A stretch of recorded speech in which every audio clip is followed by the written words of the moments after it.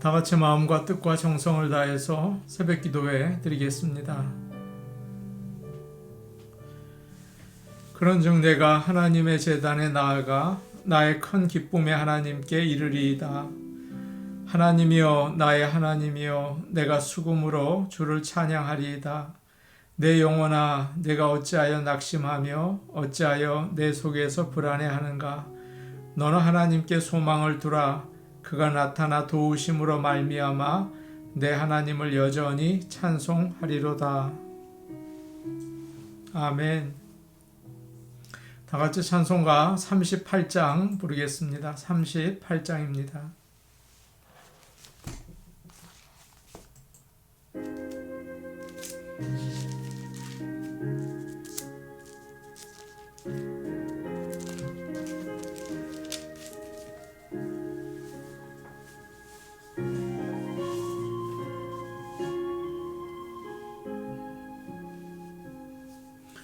예수 우리 왕이여, 이곳에 오셔서 우리가 함께 누리는 영광을 받아 주소서. 우리는 주님의 백성, 주님은 우리 왕이라. 왕이신 예수님 오셔서 좌정하사 다스리소서. 예수 우리 주시여, 이곳에 오셔서 우리가 주께 드리는 찬양을 받아주소서. 우리는 주님의 종들, 주님은 우리 주시라. 주 대신 예수님 오셔서 이 찬양을 받아주소서.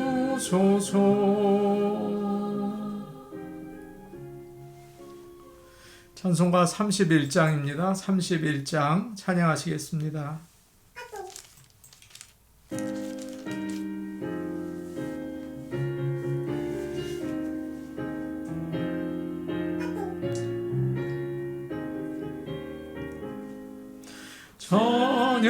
찬양하라 복되신 구세주 예수, 백성들아 사랑을 전하세.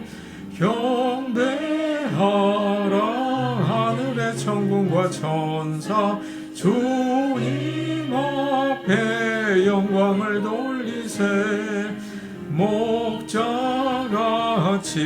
우리를 지키시고 종일 품에 늘 안아주시니, 찬양하라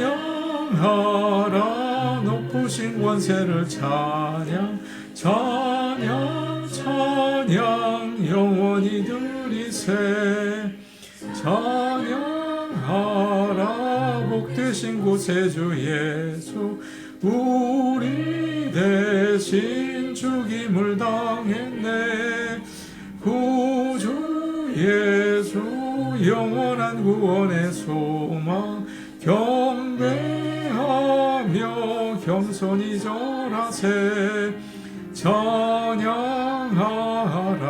우리 죄 지신 예수, 그의 사랑 한없이 크셔라. 찬양하라 높으신 권세를 찬양, 찬양 찬양 영원히 드리세. 찬양하라 복되신 구세주 예수, 천사들아 즐겁게 찬양해. 구주 예수 영원히 다스리시니 멸류관을 주 앞에 드리세. 구주 예수 세상을 이기시고 영광 중에 또다시 오시리. 찬양하라 높으신 권세를 찬양 찬양 찬양 영원히 드리세. 하나님 말씀 같이 보겠습니다. 하나님 말씀은 느헤미야 12장 43절에서 47절 말씀입니다. 느헤미야 12장 43절에서 47절 말씀입니다.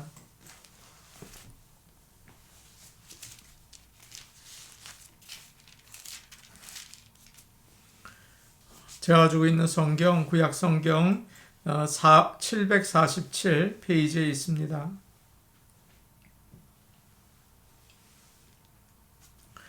느헤미야 12장 43절부터 47절까지를 우리가 한 목소리로 같이 읽겠습니다. 이날에 무리가 큰 제사를 드리고 심히 즐거워하였으니 이는 하나님이 크게 즐거워하게 하셨음이라. 부녀와 어린아이도 즐거워하였으므로 예루살렘이 즐거워하는 소리가 멀리 들렸느니라. 그날에 사람을 세워 곳간을 맡기고 제사장들과 레위 사람들에게 돌릴 것 곧 율법에 정한 대로 거제물과 처음 익은 것과 11조를 모든 성읍 밭에서 거두어 이 곳간에 쌓게 하였노니 이는 유다 사람이 섬기는 제사장들과 레위 사람들로 말미암아 즐거워하기 때문이라.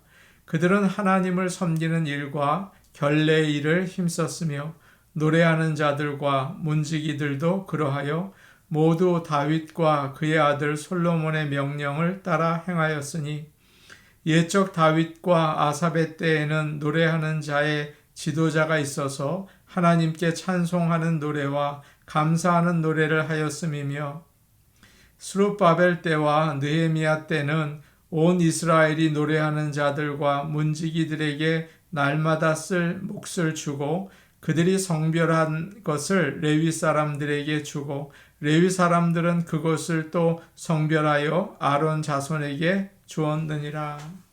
아멘. 하나님께서 새벽을 깨우는 모든 성도들에게 은혜 주시고 오늘 하루도 걸음걸음 동행해 주시기를 간절히 원합니다. 어제 저희가 함께 나눈 말씀에서 우리는 예루살렘 성벽과 성문을 하나님께 드리는 봉헌 예배를 우리가 살펴보았습니다. 찬양하고 악기를 연주하면서 사람들이 성벽 위를 돌았죠. 그리고 나서 성전에 모여서 다 같이 큰 소리로 찬양했다고 우리가 그 말씀을 읽었습니다. 오늘은 그 다음 이야기입니다.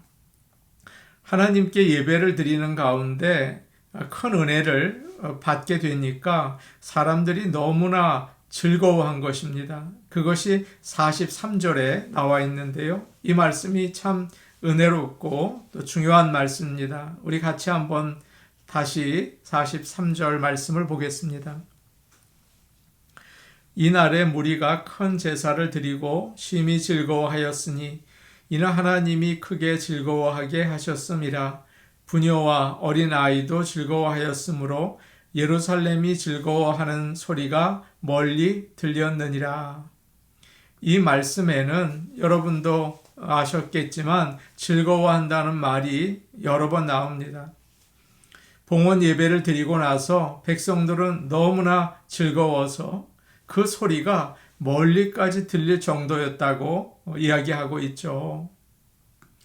먹고 살 길이 막막한 불안한 사람들 아닙니까? 이제 겨우 오랫동안 무너져 있던 성벽을 간신히 세우고 그리고 나서 즐거워한다는 게 조금 이해가 되지 않기도 합니다. 어떻게 그럴 수가 있습니까?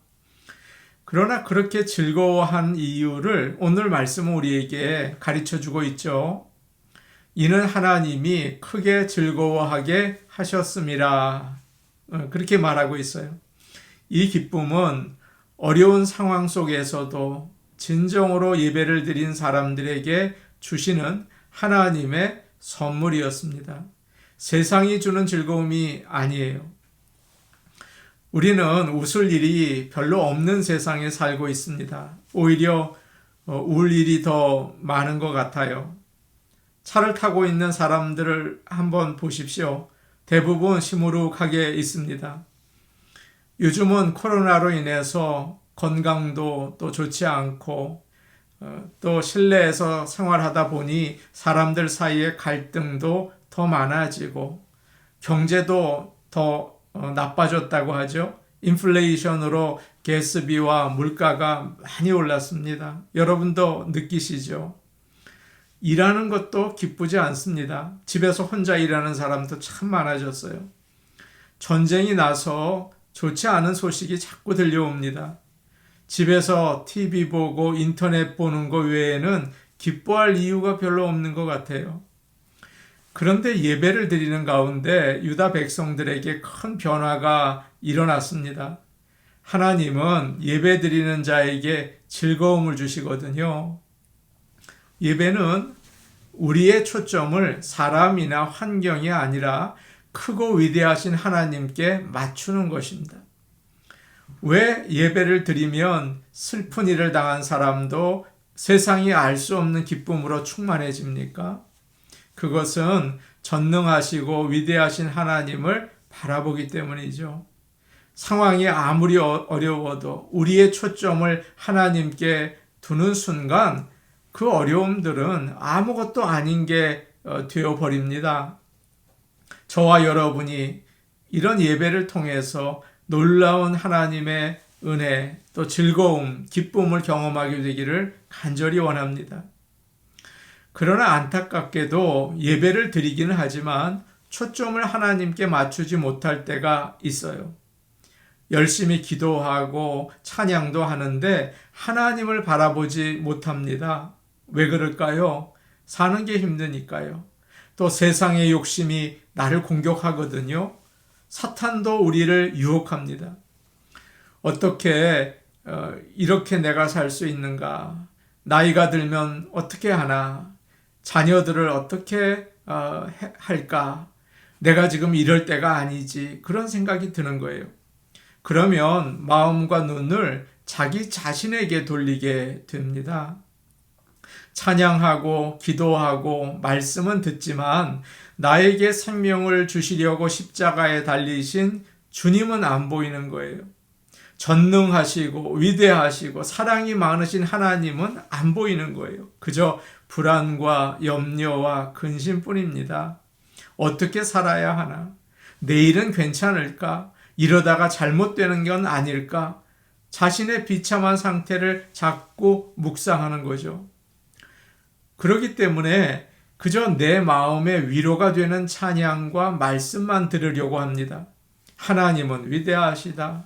십자가에 달리신 예수님은 존귀하시다. 그런 찬양은 부르지 못하고 대중 가요처럼 내 마음에 드는 멜로디, 나를 위로해주는 가사의 찬양만 좋아하게 돼요.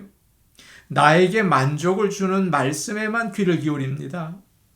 나의 이익, 나의 기분을 위해서 예배 드리는 거 아닙니까? 수준이 낮아요.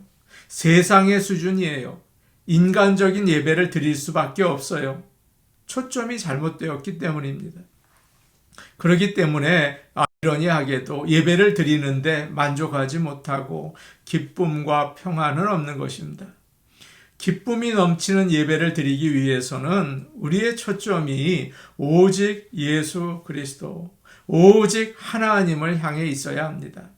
사랑하는 여러분, 우리 하나님을 진정으로 예배하고 싶지 않으십니까?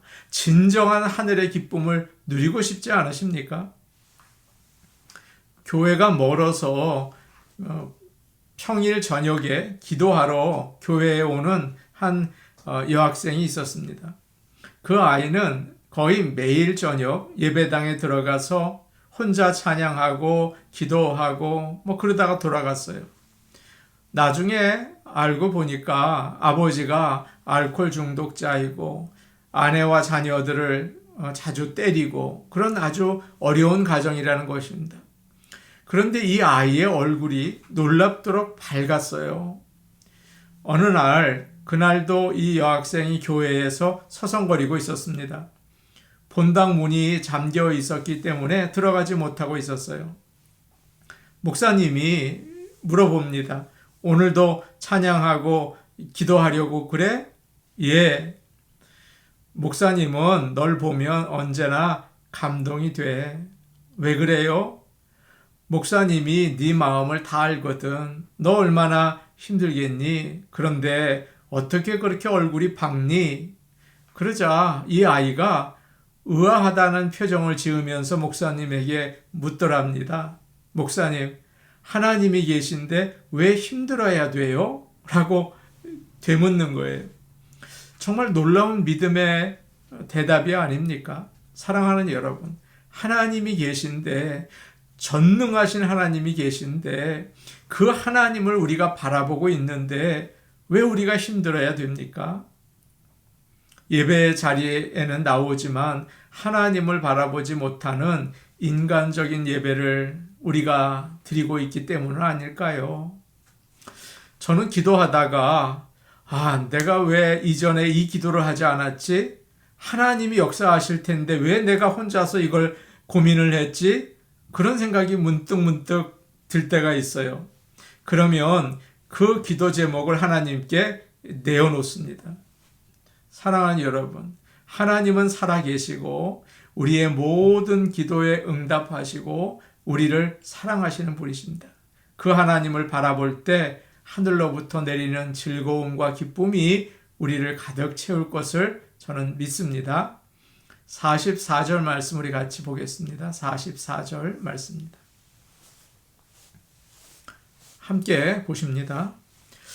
그날에 사람을 세워 곡간을 맡기고 제사장들과 레위 사람들에게 돌릴 것, 곧 율법에 정한 대로 거제물과 처음 익은 것과 11조를 모든 성읍 밭에서 거두어 이 곡간에 쌓게 하였노니 이는 유다 사람이 섬기는 제사장들과 레위 사람들로 말미암아 즐거워하기 때문이라.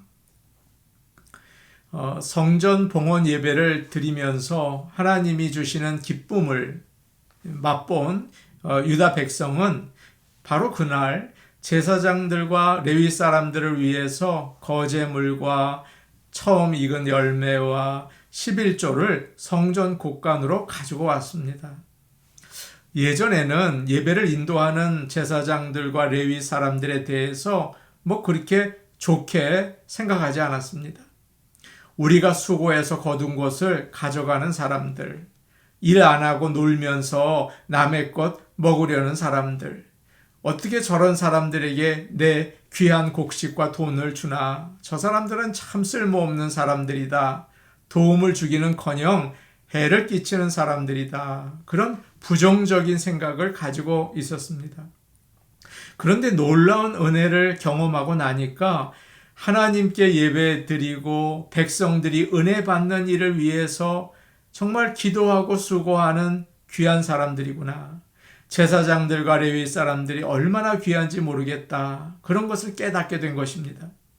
그래서 44절 뒤에는 이런 말씀이 나와 있죠. 44절 뒤입니다. 이는 유다 사람이 섬기는 제사장들과 레위 사람들로 말미암아 즐거워하기 때문이라. 이들 덕분에 우리가 하나님께 예배를 드리고 또 은혜를 받는구나. 참 고맙다. 그런 마음이 든 거예요. 성전에서 일하는 사역자들은 하나님을 섬기는 일에 힘을 썼습니다. 그리고 자기들의 생각을 따라서 예배를 인도한 것이 아니고 45조를 보니까 다윗과 솔로몬이 가르쳐준 그 예배의 방법을 따라서 하나님이 알려주신 거겠죠. 그것을 따라서 예배를 드렸어요. 이렇게 사역자들이 하나님을 높이고 그의 말씀에 순종할 때 성도들은 그 사역을 기쁘게 받아들이고 11조를 드리고 헌금을 드려서 사역을 돕는 것입니다. 세상의 명예나 이익을 얻으려고 사역을 한다면 하나님의 백성들은 돕지 않습니다. 꼼짝도 하지 않습니다. 그러나 오늘 말씀에 나온 유다 백성들은 인색하거나 억지로 하지 않고 감사한 마음으로 즐겁게 드렸어요. 선교사 허드슨 테일러가 이런 말을 자주 하곤 했다고 합니다. 하나님의 일이 하나님의 방법으로 하나님의 영광을 위해서 이루어질 때 우리 하나님은 풍성하게 도와주십니다. 걱정하지 마십시오. 넉넉하게 채워주십니다. 라고 했다는 거예요. 하나님이 주신 은혜에 감동이 되어서 기쁨으로 들리는 물질, 그것이 있었던 것이죠. 여러분, 그것은 영적인 예배가 됩니다. 바울은 빌립보 교회가 보낸 헌금을 가르쳐서 이렇게 이야기를 하죠. 이것은 받을 만한 향기로운 제물이요 하나님을 기쁘시게 한 것이라. 사랑하는 여러분, 어떤 상황에도 우리 하나님을 바라보면서 예배 드리시기를 바랍니다. 그럴 때 은혜를 받고 즐거워하게 되는 거죠. 그리고 기꺼이 하나님을 위해서 자신이 가지고 있는 것도 드리게 됩니다. 그럴 때 하나님의 일은 놀랍게 부응하고 또 놀라운 은혜를 나타내겠죠. 그런 놀라운 변화가 우리에게 있고 우리 교회가 그런 하나님의 역사가 함께하는 교회가 되기를 간절히 축복합니다. 아멘. 우리 같이 기도하시겠습니다. 하나님만 바라보며 예배드리게 하여 주옵소서. 우리 하나님은 전능하시고 사랑이 많으십니다. 예수님은 우리의 죄를 지시고 십자가에서 죽으셔서 우리를 구원하셨습니다. 그 주님만을 바라보고 예배합니다. 항상 주님 바라보고 예배드리게 하여 주옵소서. 저희가 목장을 발표했습니다. 하나님께서 목자 부목자에게 믿음과 지혜 주시고 목원들이 서로 하나가 되게 하여 주옵소서. 예수님을 중심으로 서로 마음을 맞추게 하여 주옵소서. 그렇게 기도해 주시기 바랍니다. 수요 예배가 있습니다. 수요 예배에 부흥을 주옵소서. 성도들이 예배를 사모하게 하여 주옵소서. 우리 같이 기도하시겠습니다. 은혜로우신 아버지 하나님, 저희가 세상의 어려움만을 바라보며 하나님께 간구하는 기도할 때가 참 많습니다. 그러나 하나님이 얼마나 전능하시고 얼마나 사랑이 많으시고 예수님의 십자가가 얼마나 존귀한지 잊어버릴 때 많습니다. 아버지 하나님, 하나님에게 초점을 맞추고 예배드리게 하여 주시옵소서. 언제나 하나님을 바라보게 하여 주시옵소서. 마음의 기쁨, 하나님이 주시는 즐거움을 누리게 하여 주시옵소서. 아버지 하나님, 기도합니다. 우리가 목장을 하나님 앞에 내어놓습니다. 하나님께서 각 목장마다 사랑으로 하나 되게 하여 주옵소서. 성령으로 충만하게 하시고 목자 부목자에게는 은혜의 주님이 주신 은혜로 다 보듬켜 안고 사랑하고 또 섬길 수 있게 하여 주시옵소서. 아버지 하나님, 수요 예배에 부흥을 주시고 성도들에게 예배를 사모하는 마음을 허락하여 주시옵소서. 예수님의 이름으로 기도하옵나이다. 아멘. 하나님 아버지, 예배를 드린다고 하지만 나의 어려움만을 묵상할 때가 많습니다. 하나님이 어떤 분이신지를 찬양하며 예배하며 오직 하나님만을 바라보는 예배 드리기 원합니다. 우리의 예배를 주님 주장하여 주시고 우리의 마음을 온전히 하나님께 향하게 하여 주옵소서. 예수님의 이름으로 기도하옵나이다. 아멘. 오늘도 하나님 바라보시면서 출발하시기 바랍니다. 개인 기도하시겠습니다.